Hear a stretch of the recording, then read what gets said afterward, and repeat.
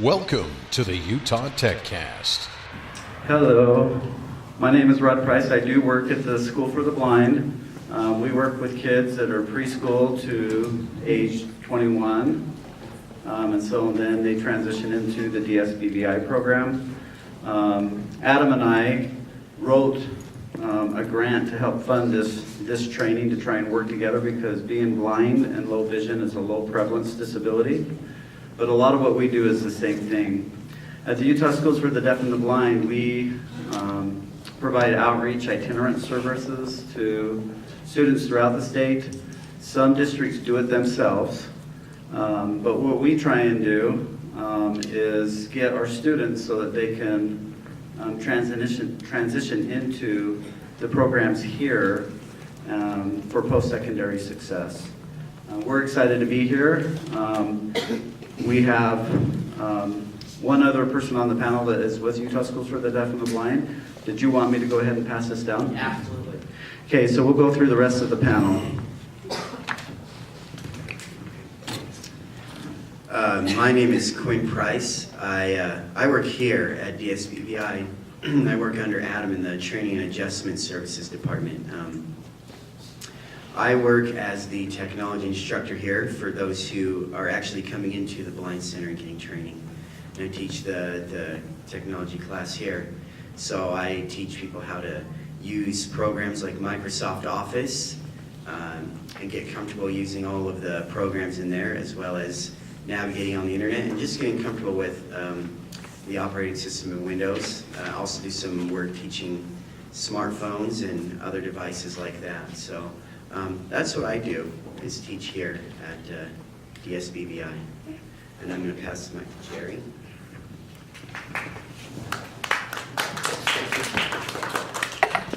Good morning. I'm Jerry Neely. Everett probably did everything. I don't really have to say anything, just listen to what he said. But I do teach field instruction.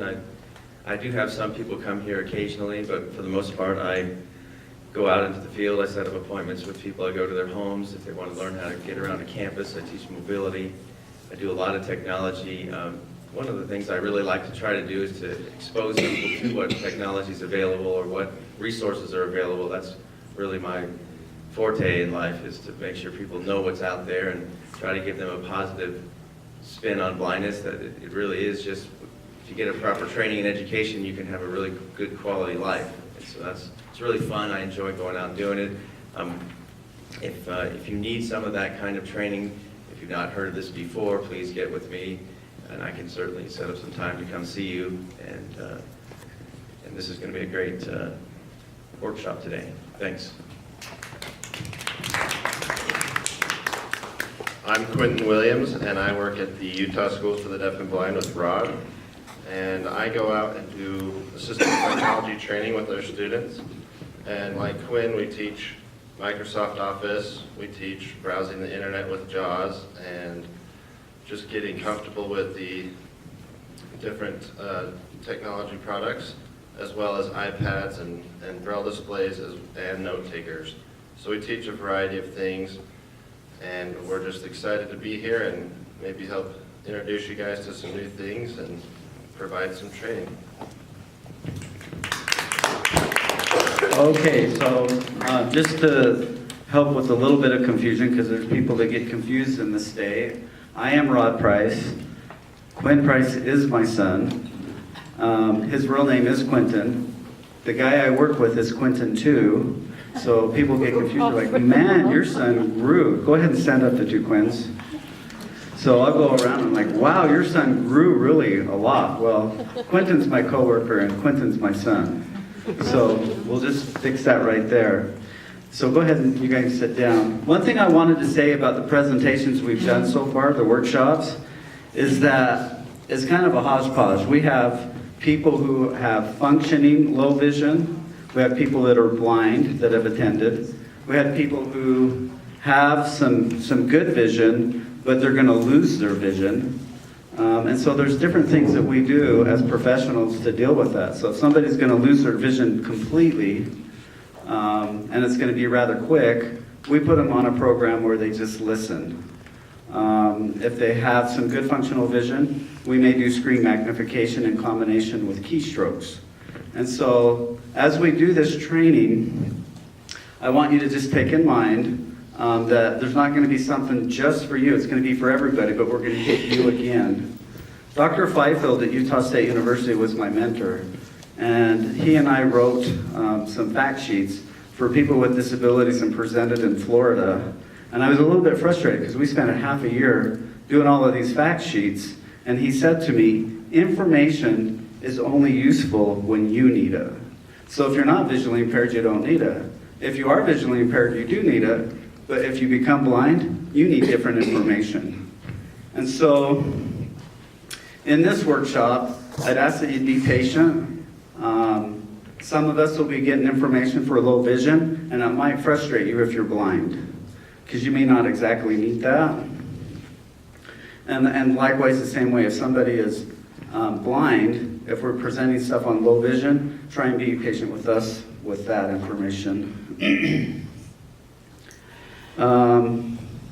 We do serve people at USDB that are blind and multi-disabled, and so we get into other technology as well. We won't cover those things though in this workshop. So I think that that's it. The only other thing I wanted to mention is a lot of the stuff that we will present will just be kind of like at the top level, beginning level. Some of it will be more advanced. But with everything that we do, when we work with folks like you, and when we work with students and with clients, it takes practice.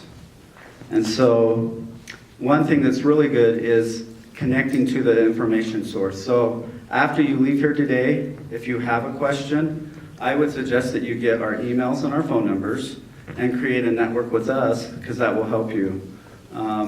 About 10 years ago, when I first started doing this, for Schools for the Deaf and the Blind, Quinn was 16, and I was working with a student out in Beaver who had no ability to do anything, and I taught him how to use the technology, taught him how to get on the internet, but he didn't have a network. So I set him up in a network with Quinn, and Quinn would answer emails. He's like, well, how do I get my computer to do this? Or how do I do that? And he would text him and he would email him. And after he asked questions and after he practiced, he was be able to connect with everybody in the world. And so it's going to be kind of quick-paced. I know people are going to have some questions, and we've got different levels in here. We have high level, and we're going to have more students coming in later that are going to have different levels too. So the other thing that we've had in the past is we have people who can't hear. So is this loud enough for everybody? Yeah. Okay. And then if you're visually impaired, we've got this as big as we can get right here too. So maybe write your question down if we're in the middle of something, and then come up to the table after, before a break, and ask us more if you need it. Is that fair? Are you excited? Okay, let's get started. All right.